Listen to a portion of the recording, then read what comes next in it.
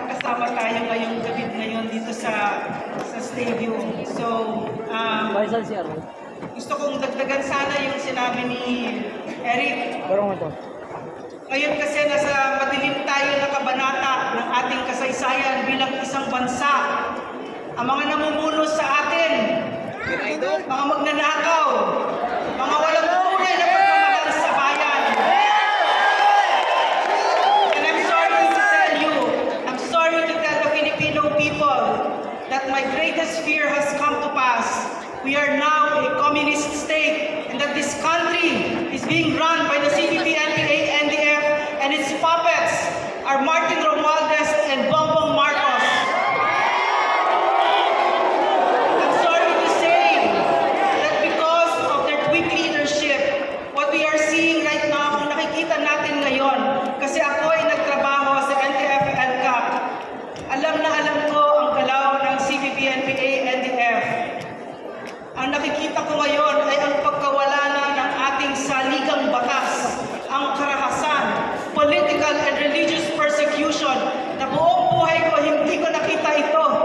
Pwera ng panahon ng tatay ni Bongbong Marcos, kapangalan niya. Ngayon, umuulit ang madilim na kabanatag na naman. At sino ang kasama natin dito? Sino ang kasama ng NTF-EDCA mula't simula? Kasama namin dito si Pastor Kibuloy. Nung in-offer niya ang laban kasama ng bayan sa amin, hinindihan ko kasi akala ko may bayad, yung pala wala. At he never once nakialam sa editorial content. Ang sinabi lang niya sa amin, walang matatakot dito. Ayaw na ayaw niya na magpo-communicate kami ng takot. Kasi ang takot, that is the evil, that's the spirit of evil. Yan ang paniniwala namin at yan ang itinuro ni Pastor sa aming lahat. So, at nakita ko yun kahit sa inyo, magkakasama tayo ng KOJC siege kung saan for 16 days in August up to September, yung karahasan ng PNP, ng Marcos administration, ramdam na ramdam natin.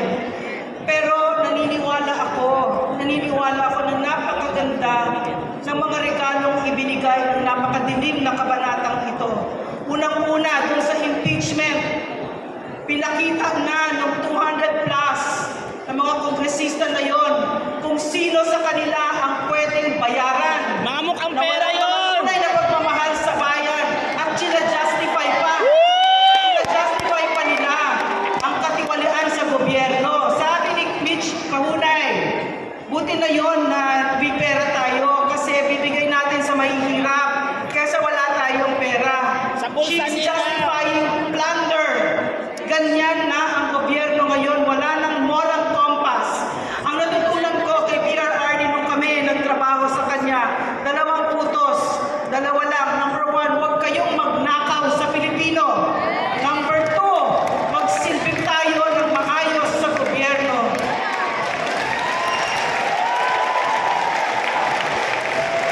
My life and the life of Pastor Kibuloy has converged and I've always believed na hindi yun aksidente kasi lahat ng mahal ni Pastor, mahal na mahal ko din. Mga indigenous peoples, pinakamahihirap, lahat yan. So, nakita ko kay Pastor yung dedikasyon na hindi ko nakita sa ating mga leaders. At ano pa yung natutunan natin sa madilim na kabanatang ito? Huwag tayo maniniwala sa salita.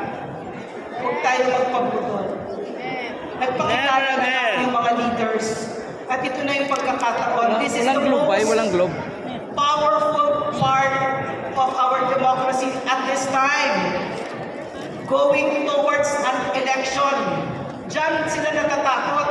Lahat gagawin nila para makuha ang boto natin. Ang sinasabi ni Martin Romualdez doon sa pinaka-corrupt na budget niya, kaya ko pa yung bayaran. Kahit na pera natin yon.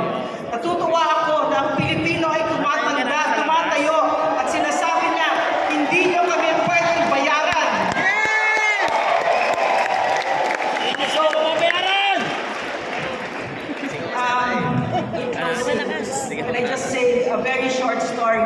Nung panahon ko kay PRRD, umakyat kami sa bundok para doon sa Rano Massacre. Doon sa Rano Massacre, sa Tagum, 73 na mga indigenous peoples ng Tagbanwat tribe ay pinagpapatay ng NPA habang sila ay nagsisimba. Mga batang maliliit, pinagbabaril sila at pinagtataga, pinagpupugutan pa ng ulo. So umakyat kami doon at meron ako nakilala si Ate Helen, sabi ni Bay Helen, nung panahon ito ni PRRD.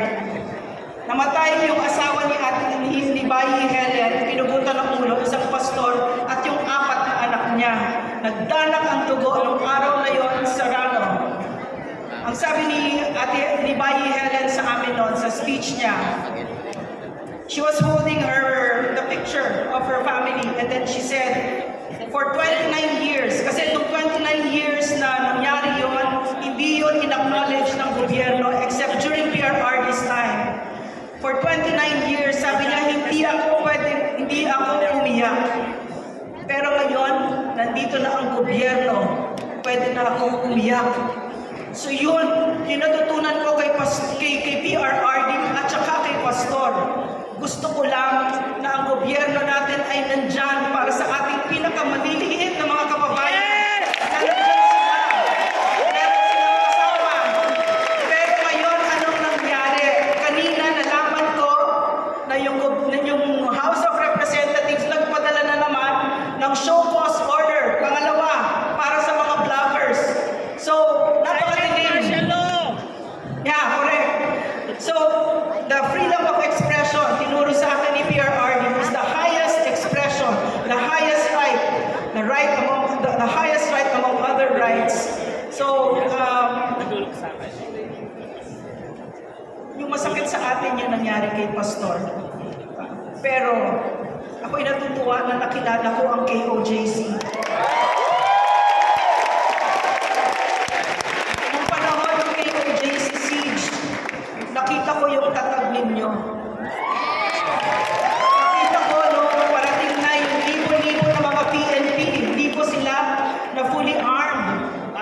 Libo. Natakot ako talaga noon, nangilabot ako. Narinig ko dito sa baba, sa 3rd floor ako noon. Nakita ko yung mga KOJC nagkakantahan kayo. Hindi man lang malungkot na kanta. It was a song of victory.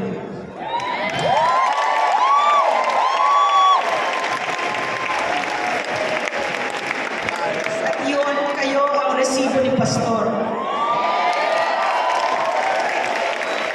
Maraming salamat sa KOJC, sa tiwala at suporta ninyo. Maraming salamat for showing the Filipino people kung ano ang itsura ng Pilipino kapag tayo ay nagkakaisa at nagmamahal ng bansa ng totoo. So, I guess that's it. Maraming salamat. Magtulungan tayo. Maraming salamat, Dong.